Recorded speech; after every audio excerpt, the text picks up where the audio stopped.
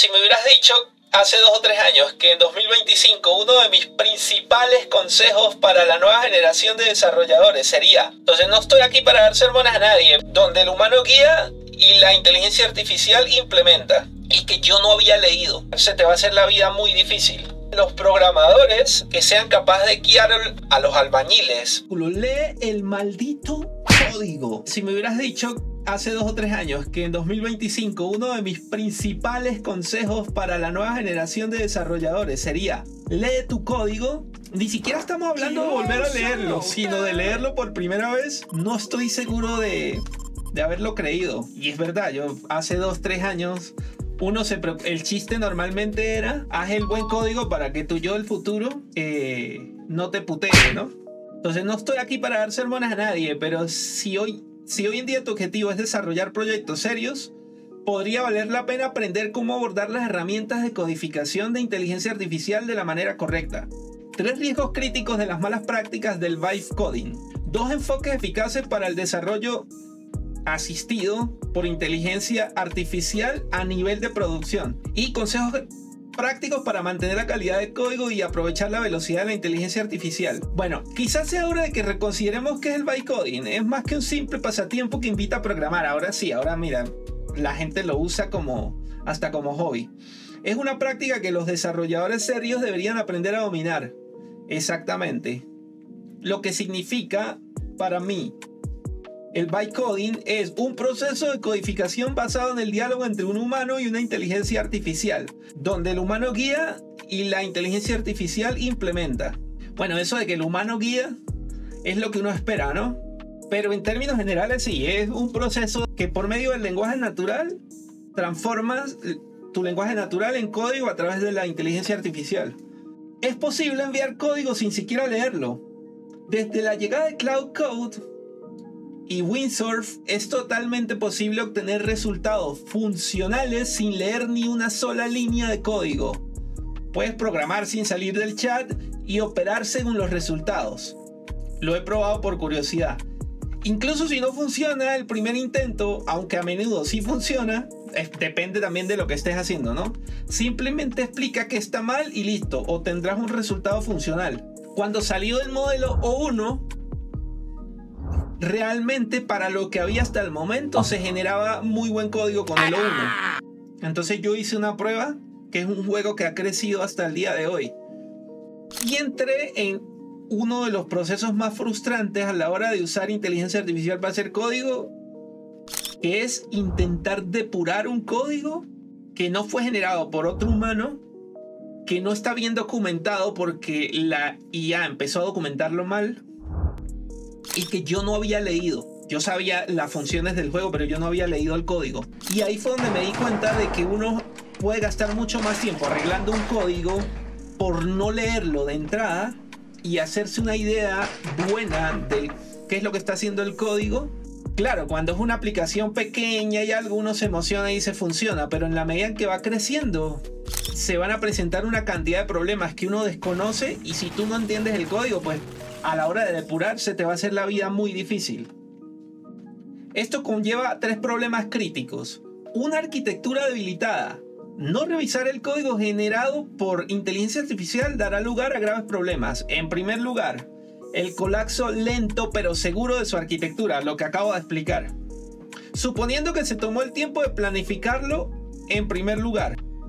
Entonces, esto es lo que acabo de explicar. Por experiencia, incluso con indicaciones bien elaboradas y planes claramente definidos para una nueva función, Cloud Code, que por cierto, me encanta. Yo no lo he probado, pero debe ser muy bueno porque yo uso Cloud Sonnet especialmente en GitHub Copilot y es de lo mejorcito. A veces se sale el guión Cloud Code. Asegúrate de configurar correctamente el archivo CloudMD, que es el de las reglas que tú le das al modelo para que siempre la siga, pero no siempre la siguen. Pone acá un ejemplo. Vamos a ver si acerco más el código. Esto está escrito en Java, sí. En Java no, perdón, en TypeScript. Esto es TypeScript. Cuando él dice una derivada arquitectónica es que dependiendo de las reglas de arquitectura o de diseño del código que él le dio al modelo, él espera que el código se estructure de una determinada manera. Aquí en el código tienen un servicio de usuarios. Ese servicio de usuarios pues se encarga de obtener datos de los usuarios, etc. Entonces tiene un método que se llama getUserProfile acá, que pues obtiene de un store, en este caso supongamos una base de datos, obtiene los datos del perfil de un usuario y los retorna. Y luego tiene el enrutador para obtener el perfil de ese usuario por medio de un ID. Este código que le generó el modelo está haciendo lo mismo en dos lados diferentes, sin importar si a mí me interesa que tengan user service o no. Supongamos que me interesa que tengan user service y esa es la arquitectura que yo le pedí. En la primera línea del enrutador está haciendo el llamado directo a la base de datos que ya se hace dentro del método getUserService. Si esto empieza a suceder de manera masiva dentro de su código, ustedes van a tener un alto porcentaje de código que se repite, que no es usado, que hace su aplicación más lenta. Ya de por sí TypeScript pasa por 500 por 500 de compilados o transpilados de código. Entonces, esto es a lo que él llama una derivada arquitectónica, supongo, viendo este código. Miren, acá está la misma línea por la que obtiene el perfil del usuario y aquí vuelve a estar. Cuando aquí, supongamos, acá debió llamar al service y obtener los datos. Sin irnos a detalles muy profundos, ¿no?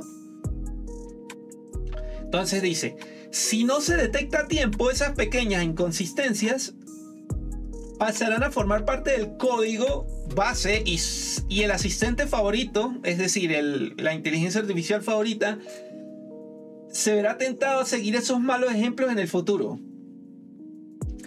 Y esto es algo muy importante que yo hablaba en uno de los streams pasados cuando me preguntaron algo parecido.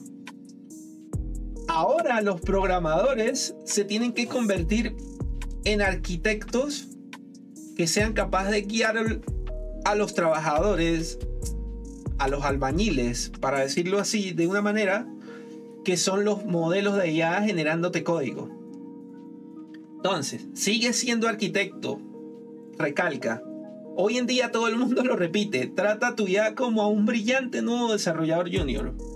¿Y qué hace un desarrollador junior antes de empezar una nueva función? Revisa el código base existente. Que por cierto, ahora es más fácil. Tú le pides a la IA, explícame y lo entiendes más rápido. Créame la documentación, etc. Esto significa que cualquier decisión de diseño deficiente o descuidada probablemente se repetirá. Y por cierto, nunca enviarías código a un desarrollador junior sin revisarlo.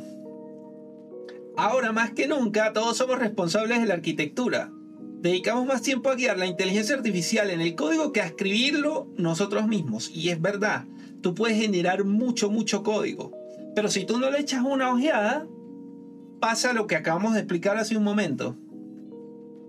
Y algo que no mencioné en ese punto, entre más código malo, inútil, low performance, etcétera, que tú tengas en el código, más se daña el contexto de los modelos, porque todo eso va para el contexto. Y el modelo va aprendiendo y te va respondiendo con peor código aún. O sea, hay que tener cuidado con eso. 2. Pérdida de conocimiento de la implementación. No puedes delegar el acto de pensar.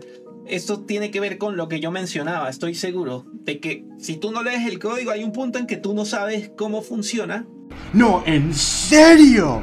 No me diga. Nunca me lo hubiera imaginado. Y te va a costar agregar nuevos features, explicarlo, mejorarlo, depurarlo. Si solo te centras en el resultado final, pronto sabrás tan poco como tus usuarios sobre cómo funcionan las cosas. Eso a mí me pasó con el juego. Luego yo simplemente borré el core del juego y lo reescribí yo. ¿Cómo funcionan las cosas? Puede que seas el usuario más avanzado de tu propia aplicación, pero ya no serás el dueño de tu dominio. Básicamente pasas a ser un QA. ¿Por qué eso importa? En cada experiencia, especialmente al crear mi última startup, aprendí que las aplicaciones y las funciones no se configuran en el momento de la implementación, se diseñan con antelación. Para no caer en temas, sí, es mejor diseñar con antelación al menos lo esencial, no ponerse a adivinar el futuro, ¿no? No creer que tu aplicación el primer día va a tener 100.000 usuarios concurrentes, pero un mínimo diseño que te permita entender lo que vas a hacer. Yo creo que es el trade-off, que es la media, que es ahí donde uno debería empezar. Las reglas de negocio, las decisiones tecnológicas y de infraestructura se forman antes de que toques el teclado. Te llegan mientras viajas, mientras chateas o a menudo mientras te duchas. Sí, depende de qué tan metido uno esté en algo, ¿no? Dependiendo del nivel de responsabilidad, puedes o no estar involucrado fuera del trabajo. Bueno, en una startup básicamente todo el mundo está involucrado fuera de los horarios. Pero probablemente estarás de acuerdo con que tus mejores momentos de revelación no sucedieron frente a Visual Studio Code. Estoy totalmente de acuerdo. No saben la frustración que da que uno no esté haciendo nada relacionado. Yo por lo menos en el gimnasio de repente diga, pero yo puedo hacer esto así. Y si no lo anotas de una vez, al carajo, se te olvida y a esperar a que vuelva a aparecer el chispazo. Si no tienes la estructura de tu dominio, conceptos, abstracciones presentes en tu mente, no vas a poder aprovechar el máximo potencial creativo en conjunto con la tecnología moderna. Creo que es la mejor traducción ahí.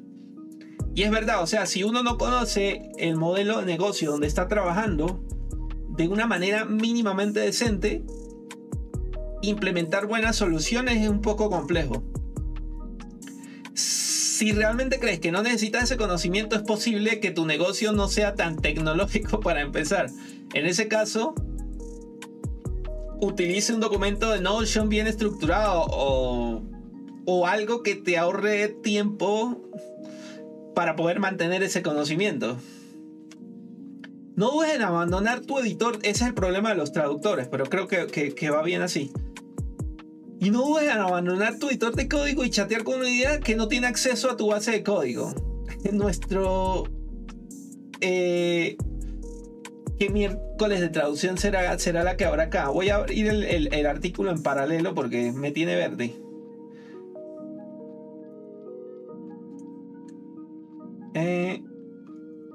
Aquí está. Aquí está. Y entonces no dudes en dejar tu editor de código y chat con inteligencia artificial que no tiene acceso a tu código. Esto debe ser una frase en inglés, no la voy a leer, pero es básicamente lo que quiere decir es que básicamente no entiende cómo funciona ni cómo trabaja. Entonces, volvamos acá. Vulnerabilidades de seguridad. Trabajas en una aplicación. Esto es muy importante. Yo tengo otro artículo por ahí sobre el hackeo ese de ti, de la aplicación esa que era básicamente para mujeres, para que se compartieran información de hombres que estaban en aplicaciones de citas que la hackearon totalmente. Pero bueno, vulnerabilidad de seguridad. Trabajas en una aplicación de producción, entonces la seguridad es fundamental. La mayoría de los problemas de seguridad web se evitan con conocimiento y experiencia, pero una implementación laxa o un acceso difuso pueden ponerte en serios problemas. Una implementación laxa. Entonces aquí él pone un ejemplo de código. Vamos a ver cuál es el problema antes de leer abajo. La primera parte es lo que generó Cloud Code.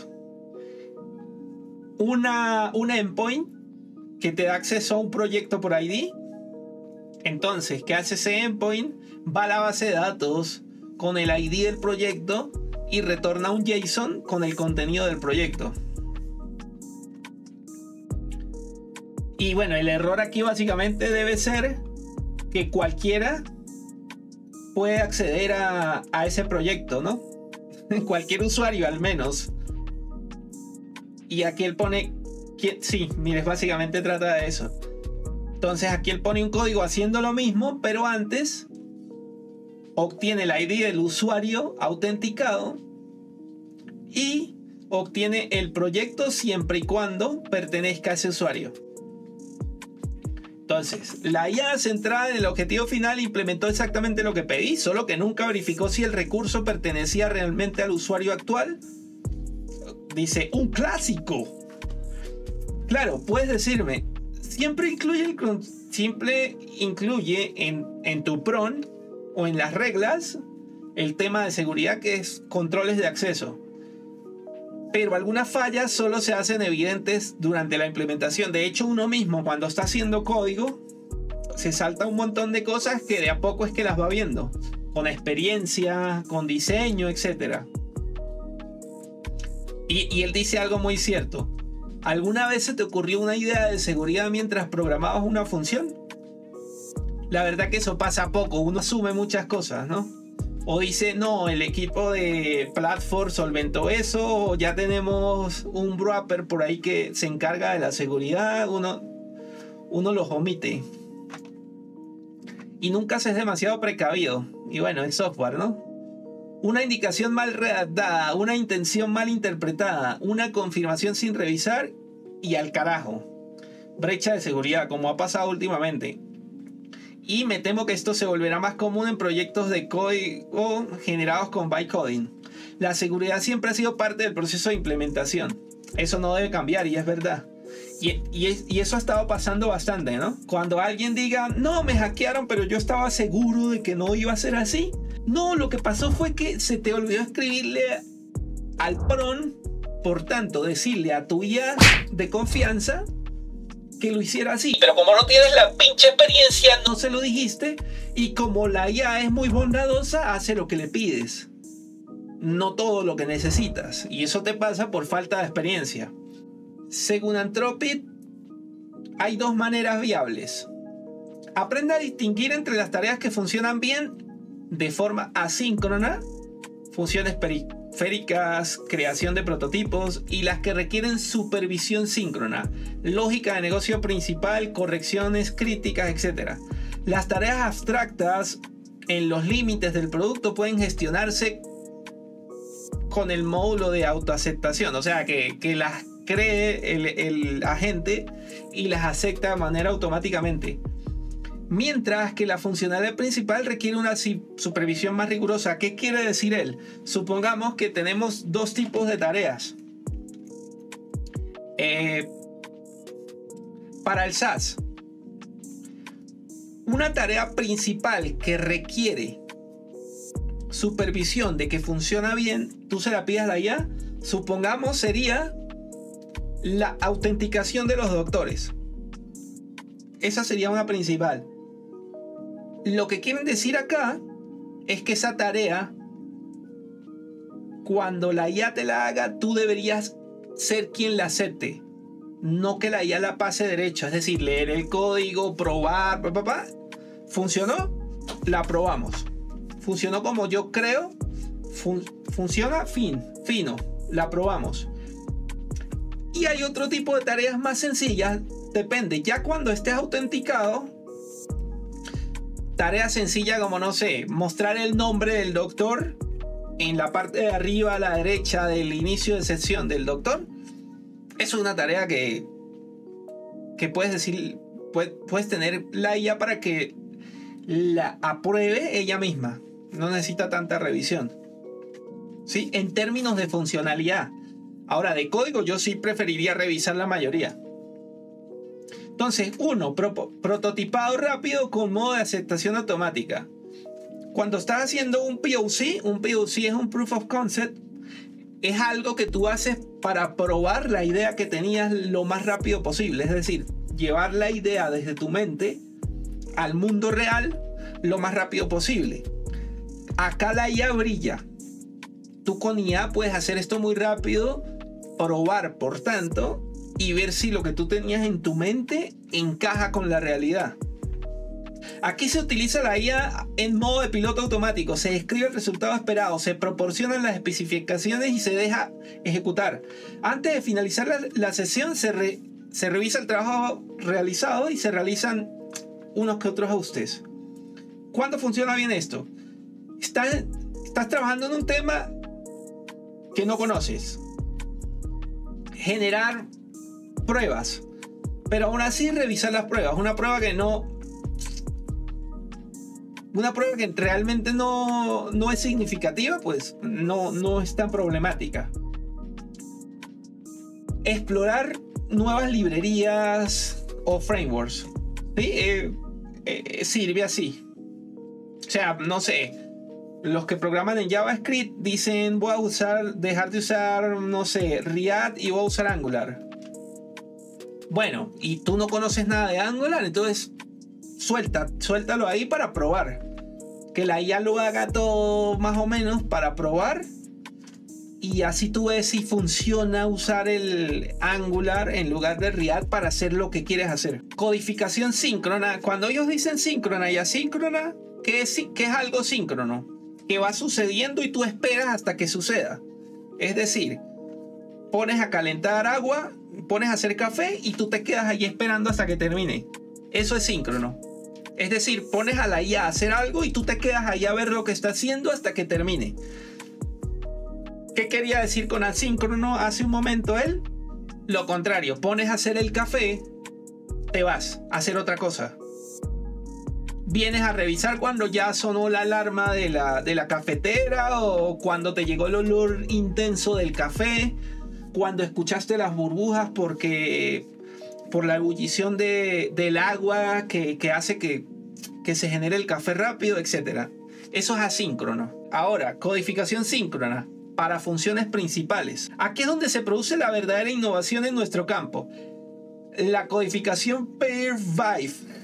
O sea, estás ahí viendo lo que está haciendo el Cloud Code o el agente que sea. Sin aceptación automática. Es la forma más eficaz de entregar características de calidad.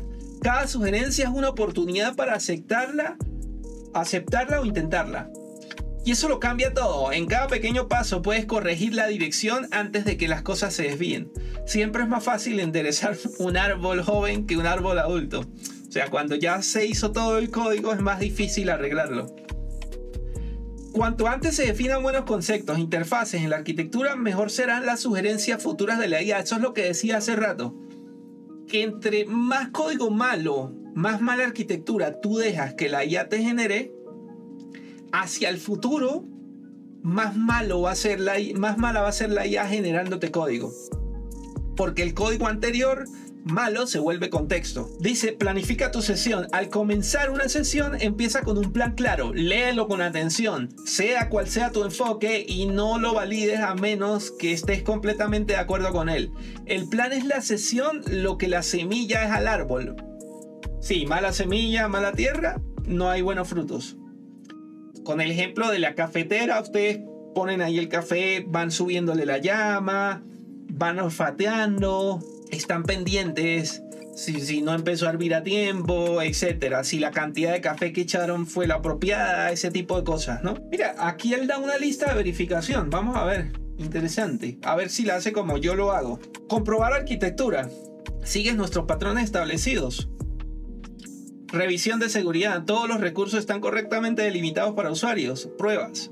Realmente evalúan el comportamiento significativo. Es decir, le pediste que hiciera pruebas. Las pruebas evalúan los componentes y las funcionalidades realmente importantes. Entenderás esto en 6 meses. Yo lo que le hago es que cada cierta cantidad de código, cuando es mucho, pero funciona, yo le digo a la IA que me genere un documento explicando con partes del código, apuntándome a la línea del código donde explica algo, etc. Y lo leo muy rápido. Manejo de errores. ¿Están cubiertos los casos extremos? Rendimiento. ¿Hay alguna consulta N+1 o ineficiencia obvia? Esto se trata del performance del software, ¿no? Que ahí, bueno, con la IA depende. A ver, la mayoría del software que existe hoy en día, que es software generado con Python, JavaScript, TypeScript, es software realmente malo en cuanto a performance. porque depende de muchas librerías, porque es mucho código, porque se trabaja rápido para entregar un producto, etc. Estoy hablando desde 10 años para acá. Y con ese código fue que se entrenó la inteligencia artificial. Entonces, como resultado, nosotros no podemos esperar tampoco súper buen código si con el código que se entrenó no era el mejor código del mundo. Y si el código que empezamos a generar es aún más malo porque se genera con IA, con todas las falencias de las que se han hablado en este artículo, y ese nuevo código se usa para seguir entrenando los modelos, pues va a estar grave. Que yo creo que no lo están haciendo así porque es re obvio que no deberían hacerlo así. Es tan obvio que ni siquiera pienso decirle obvio. Para mí lo más obvio es que ellos contraten muchos ingenieros top, programadores top, que le hagan revisión al código que le van a pasar a la inteligencia artificial para entrenarla. Por Dios, qué gran idea. ¿Cómo no se me había ocurrido? Bueno, y en resumen, los asistentes de inteligencia artificial son poderosas herramientas. El día que dejes de comprender el código fuente, dejas de ser arquitecto. Y es así, lo que expliqué hace rato. Equipos, no cancelen las revisiones de código pensando que Cloud Code actúa como un segundo desarrollador junto al asignado a la función.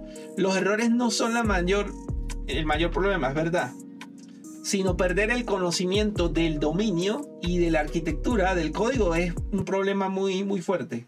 ¿Con IA o sin IA? Hey, antes de que te vayas, deja tu like, suscríbete y comenta. Es la manera que tengo para saber si el video te gustó. Abrazos.